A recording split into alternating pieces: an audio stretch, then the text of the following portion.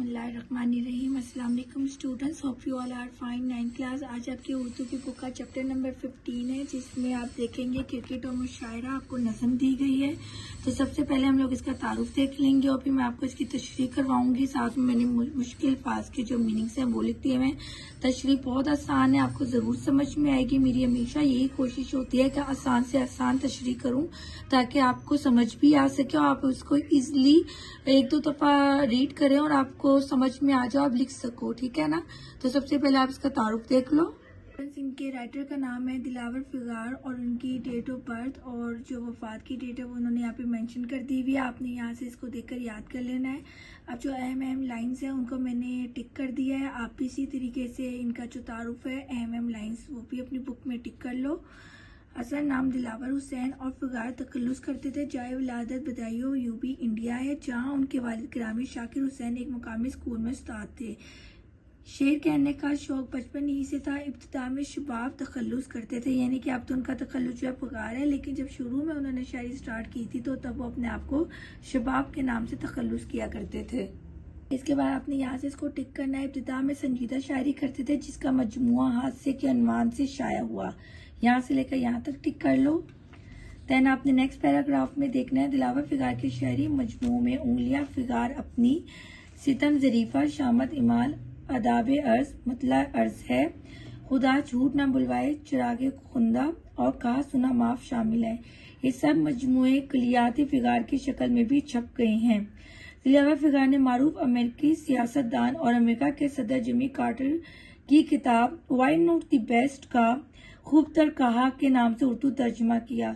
हुकूमत पाकिस्तान की तरफ से इनकी इल्मी और अदमी खदमात की बिना पर इन्हें बाद वफात दमकाए हुस्न कारकर्दगी से नवाजा गया। स्टूडेंट्स आप इसको भी टिक कर लो। दिलावर फिगार को उनके मज़ाहिया शायरी और उनके ज़रीफाना रवैयों की बिना पर शहंशाह ज़राफ़त और अकबर सानी के अलकाबात से भी याद किया जाता है। ये है दिलावर फिगार का तारुफ। स्टूडेंट्स हम इनकी तशरीह करते हैं। मैंने शेर की सूरत में तशरीह की है, तो आप भी इसी तरीके से कर लेना, होप आपको समझ में आ जाएगी। सबसे पहले आपका शेर है मुशायरे का भी तफरीह एम होता है, मुशायरे में भी क्रिकेट का गेम होता है। इस शेर में शायर ने मुशायरे की महफिल को क्रिकेट के खेल से तशबीह दी है। शायर कहता है कि मुशायरा सिर्फ एक संजीदा महफिल नहीं होती बल्कि इसमें हंसी मजाक का पहलू भी होता है।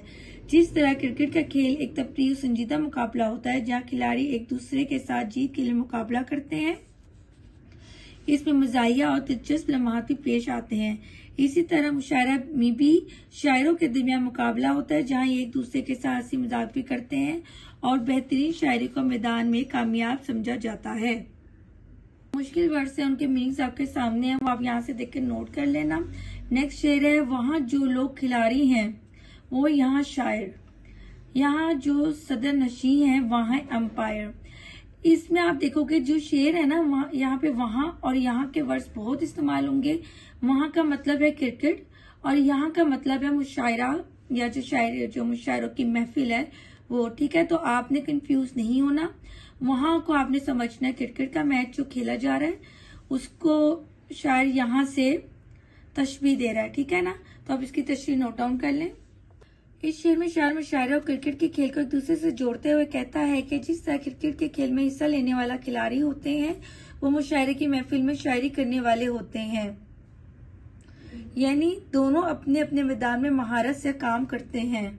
इसके अलावा शायर मजीद कहता है कि मुशायरे में जो शख्स सतनशी जज होता है वो क्रिकेट के मैदान में अंपायर होता है जो खेल की निगरानी करता है और फैसला देता है। दोनों की जिम्मेदारी सही फैसला करके महफिल या खेल को आगे बढ़ाना होता है। वहाँ रियाज मुसलसल से काम चलता है, यहाँ गले के सहारे कलाम चलता है। इस शेर में शायर मुशायरे और क्रिकेट के खेल के दरमियान तरीक़ेकार के फर्क को बयान कर रहा है कि क्रिकेट में कामयाबी के लिए खिलाड़ियों को लगातार मश्क और ट्रेनिंग की जरूरत होती है, तब जाकर वो खेल के मैदान में अपनी काबिलियत को साबित कर पाते हैं। जबकि शायरी में बाज़ औक़ात सिर्फ खूबसूरत आवाज या पेशकश के अंदाज से कलाम कामयाब हो जाता है। शायर कहता है कि खिलाड़ी को खेल में बेहतरीन बनने के लिए सालों मेहनत करनी पड़ती है और शायरी के लिए सिर्फ खूबसूरत आवाज या गले की कुदरती ताकत से कलाम चलता है। नेक्स्ट देखें, वहां भी खेल में नो बॉल हो तो फाउल है, यहाँ पे शेर में एहमाल हो तो फाउल है। स्टूडेंट्स इसकी तशरीह नोट करें।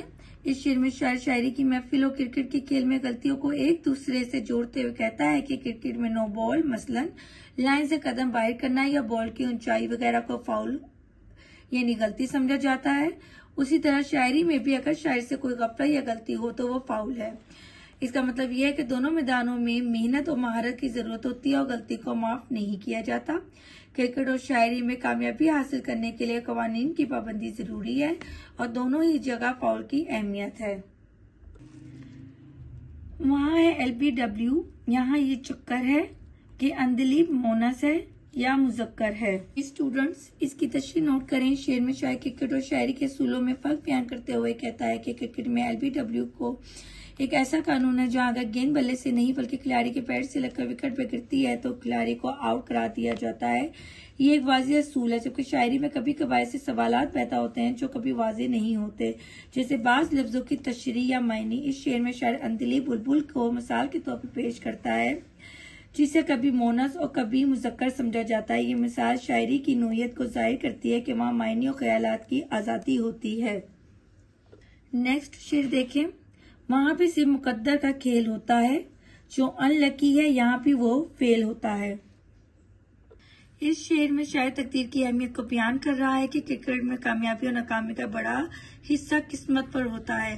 कभी कोई खिलाड़ी अच्छी कारकर्दगी के बावजूद किस्मत की वजह से हार जाता है और कभी पूरी कारकर्दगी के बावजूद टीम की अच्छी परफॉर्मेंस और तकदीर की वजह से जीत जाता है। इसी हकीकत का सामना जिंदगी के हर खेल में किया जाता है, फिर चाहे वो मुशायरा ही क्यों ना हो। शेर में शायर तकदीर के असरात को तस्लीम करता है कि जैसे क्रिकेट में किस्मत का बहुत दखल होता है, वैसे ही शायरी में भी कामयाबी या नाकामी को तकदीर की नजर से देखा जाता है। वहाँ है एक ही कप्तान पूरी टीम की जान, या हर एक प्लेयर बजाय खुद कप्तान। इस शेर में शायर क्रिकेट और शायरी के असूलों में फर्क को बयान करते हुए कहता है कि क्रिकेट में एक ही कप्तान पूरी टीम की क़ियादत करता है या रहनुमाई करता है। कप्तान ही टीम के जीतने और हारने का अहम जिम्मेदार होता है। इसकी रहनुमाई और फैसलों की बुनियाद पर टीम की हिकमत अमली तय होती है, यानी स्ट्रेटेजी। जबकि शायरी के मैदान में हर शायर अपनी तकदीर का कप्तान होता है, इसे अपनी राह मुंतखब करने फैसला करने की पूरी आज़ादी होती है। वो अपनी कामयाबी और नाकामी का खुद जिम्मेदार होता है। क्रिकेट में जहाँ एक कप्तान यानी टीम का सरबराह सब फैसले करता है, वहाँ शायरी में हर शख्स अपनी क़ियादत खुद करता है। यहाँ कुछ ऐसे भी कप्तान पाए जाते हैं जो रन बनाते नहीं हिट लगाए जाते हैं। अब यहाँ बात हुई है, आपने कंफ्यूज नहीं होना, ये मुशायरे की बात हो रही है कि यहाँ कुछ ऐसे भी कप्तान पाए जाते हैं।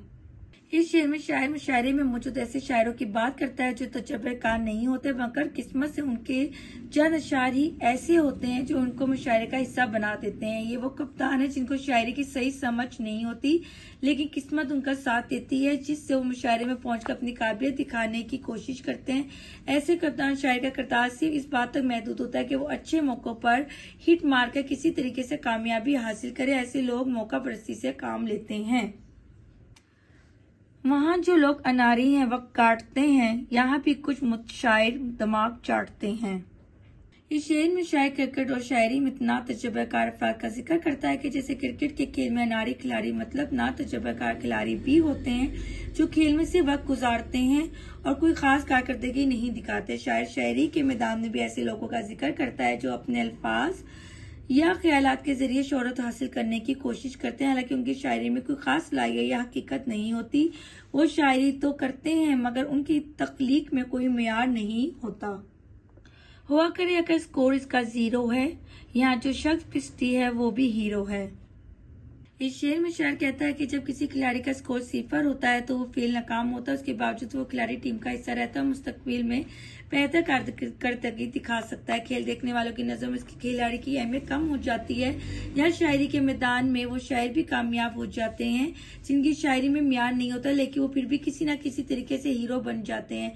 बजाय मामूली या गैर अहम नजर आने वाले लोग भी अपने तरीके से शोहरत या इज्जत हासिल कर लेते हैं। नेक्स्ट देखें, अदब नवाज फिर शाउट यहाँ भी होते हैं, ये बदनसीब रन आउट यहाँ भी होते हैं।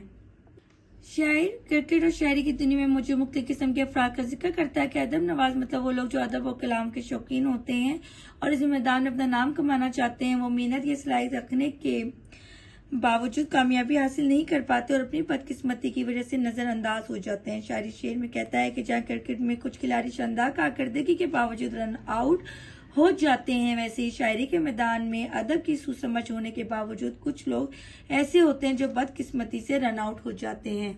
लास्ट शेर देखें। मेरे ख्याल को अहले नजर करेंगे कैच, मुशायरा भी है एक तरीके का क्रिकेट मैच। इस शेर में शायर क्रिकेट और मुशायरे के खेलों को तशबीह देते हुए कहता है कि जैसे क्रिकेट में खिलाड़ियों को अपनी कारकर्दगी दिखाने का मौका मिलता है, वैसे ही मुशायरे में शायरों को अपने ख्यालात और तख्लीकात को पेश करने का मौका मिलता है। क्रिकेट में खिलाड़ियों के स्कोर को अंपायर और शायकीन के जरिए परखा जाता है, वैसे ही लोग फनून अदब को समझने वाले होते हैं। वो शायरों के कहे कलाम को या तो कबूल करते हैं या रद्द कर देते हैं। शायर कहता है कि मेरे ख्याल से अहले नजर भी इत्तेफाक करेंगे कि मुशायरा और क्रिकेट के असूल एक दूसरे से तशबीह रखते हैं या मिलते जुलते हैं। स्टूडेंट्स, ये थी आपकी क्रिकेट और मुशायरे की तशरीह। होप आपको समझ में आई होगी। मैंने आपकी इस तशरीह आसान करने की बहुत एफर्ट की है। आप मेरे चैनल को सब्सक्राइब जरूर करिएगा। इसकी एक्सरसाइज मैं नेक्स्ट वीडियो में अपलोड कर दूंगी और साथ में इसका मरकजी ख्याल भी होगा। तो अपना बहुत ख्याल रखें। अल्लाह हाफिज।